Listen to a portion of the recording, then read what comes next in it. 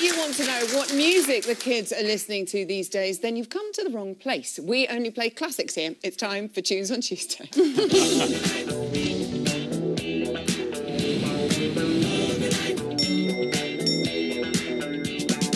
It's that time of the week, people. Let's see what's on the jukebox tonight. Here we go. When the sun shines, we shine together. Ooh, it's Umbrella, Ella, A, by the Baseballs.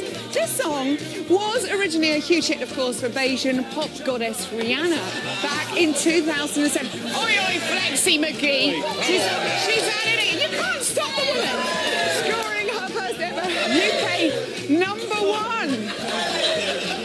If she does herself an injury, it'll kill us. Although, when it was released, there was record rainfall across the majority of the UK, with many dubbing it the Rihanna curse. Hopefully, the song will bring better luck to this couple. Here we go, people.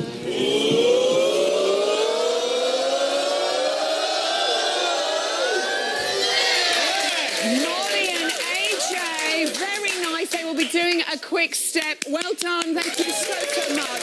Thank you. Oh, yeah, you are such a gentleman.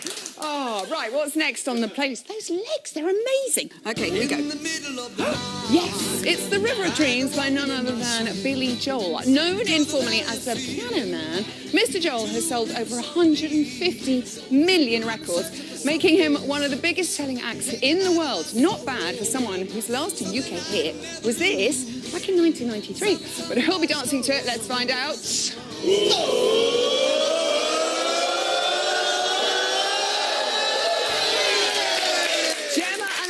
We'll be doing a samba. Right, last one. What's it going to be? Here we go. It's Halo by Bootylicious megastar Beyonce. This angelic power ballad was released in 2009, reaching #4 on the UK hit parade. The song includes the word Halo 69 times and apparently took 3 hours to write. What did they do the rest of the time? Let's find out who is taking on this number. Hello. Here we go.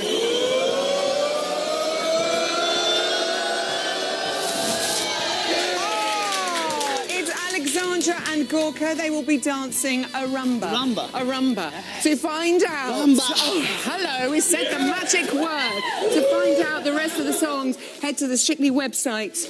And, well, from that heavenly treat to another, is Jason Gilkerson with his guide to the perfect quick step. Debbie McGee, you're a lucky woman.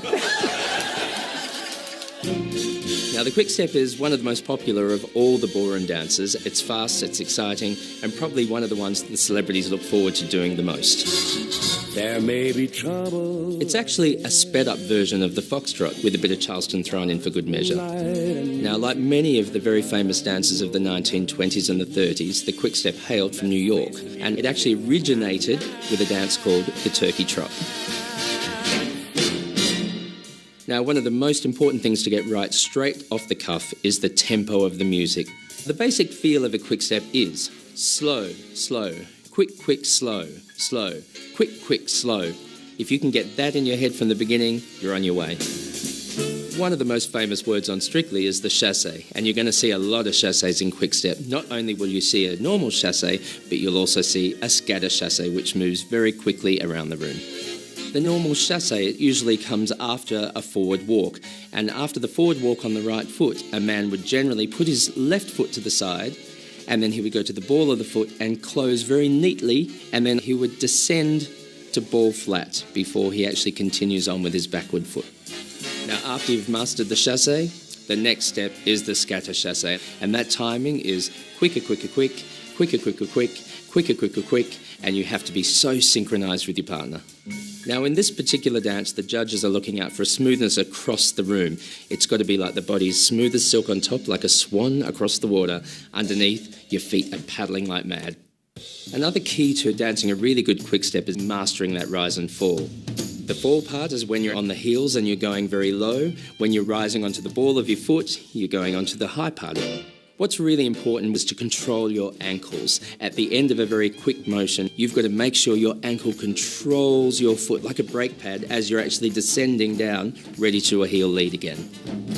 One of the most used steps in this particular dance is a lock step. Generally, the man moves forward on his left foot on the ball of the foot and his right foot crosses behind. To do this perfectly, he has to move his left side forward to indicate to the lady that he's about to do a lockstep. Whilst a lockstep and a chasse are exactly the same timing generally, the difference is when we move to the side, it becomes a chasse. When we move diagonally, it becomes a lockstep.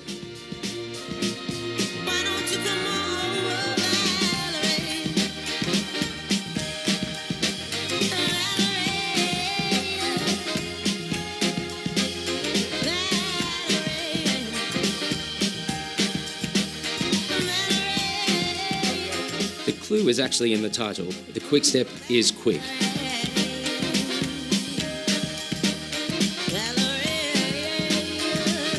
The dancers should travel at speed across the floor and have the feeling of the wind in their hair. And if you can master all of those moves, you'll be well on your way to getting a perfect score.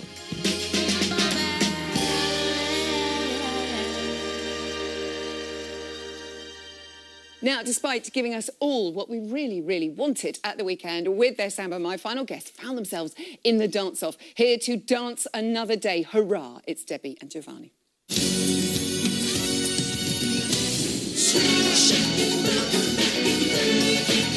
Thank you for bringing girl power to the tower. The shadow reverse roll, you were outstanding in that role. I loved the fact that you dropped into the splits, and the timing was exceptional. Debbie and Giovanni! Oh, congratulations on that amazing performance, and also, Debbie, surviving the dance-off. How was the weekend for you? Yes, we had a great weekend because there was such a buzz at Blackpool, but of course it did come crashing down when we were in the dance-off. But from week one, where Giovanni's been really good, is he'd really kind of coached me about if we're in the dance-off, and that every week he really pushes me with technique. So if you're in the dance-off, you've got to have the technique, and it worked on Saturday, so thank you to him. Well done. Good coaching. You really were in that danger zone, smack bang middle of the leaderboard. Were you worried after, you know, and about the results? Yes, actually we was.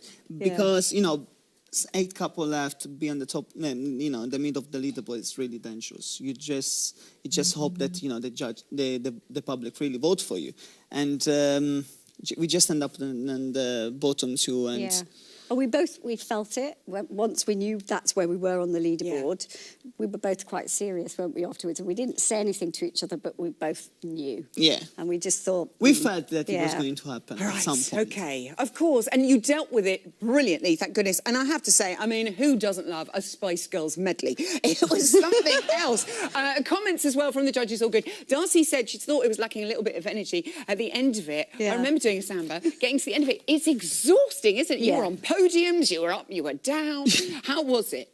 I really enjoyed doing it, Zoe, I have to say. It was a dance that we had a lot of fun rehearsing it, and on the night I enjoyed it as much as I enjoyed it in the rehearsal room, which isn't always possible.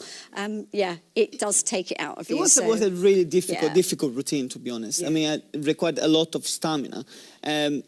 And you did it. You did. I think you did really, really I just hadn't eaten my spinach, you know, like Popeye. A little can of spinach makes all the difference. And there you are in the Union Jack dress with the hair, and a certain original Ginger Spice got in touch. You were telling Claude. What did her message say? What was Jerry's message? She said, Jerry sent me this message on Friday saying that she was thinking of me and thought that I was inspirational and a shining star, and just go for it, girl. So how wonderful is that? Total girl power. I'm still pinching myself. That's amazing. So good. You are an inspiration. It's true. And she's not the only pop princess who's messaged you. I do believe somebody beginning with K has been in touch. Well, it's not actually Kylie that messaged me direct, but her makeup artist told me that working on her new video this week, she's been in rehearsal. She's been going, come on, let's do some Debbie McGee lifts. I've sent her a message saying, I hear you're stealing my lifts. Which really is. Could be a great war, couldn't it? This week, for you two, it's the big one. It's the fan favourite. It's the Argentine tango! Yes, it is. So exciting. That's just our getting excited Argentine tango music. That isn't the music they have. The music they have is amazing. We're keeping it a secret. How do you approach this one, Giovanni? How excited are you, sir? Absolutely excited about this dance. It's always been one of my favorite to watch, and you know, required a lot of passion, which I think Italian and English people is the best combination. Oh, yes. I thought that myself, actually. Yeah, I paid him to say that. Yeah, you didn't give him the money yet. But, you know, it's a lot of techniques going on in there. There's a lot of, you know, flicks and legs, and the song is amazing. Really? And we didn't do a lot of so far, but I believe and I have a feeling that this is going to be epic. Okay, how is sultry Debbie coming along? Because this is kind of the mood of this dance is amazing. Yeah, well, you know, we've only had a little bit of time with it so far, so at the moment I'm still trying not to kick him in the shins and up the bum, actually. There'll be a bit of that. So the sultry bit I'm sure will come, but at the moment I'm just trying to learn the steps. This one does excite me so much. The other thing that really excites us all this week is the Pasadoblathon. All 7 couples will take to the floor at the same time. Lovely. Unlike previous year's challenges, you will get to hear the music before, because sometimes it's a surprise. So this is the music for the Pasadoblathon to get us in the mood. Oh, yes.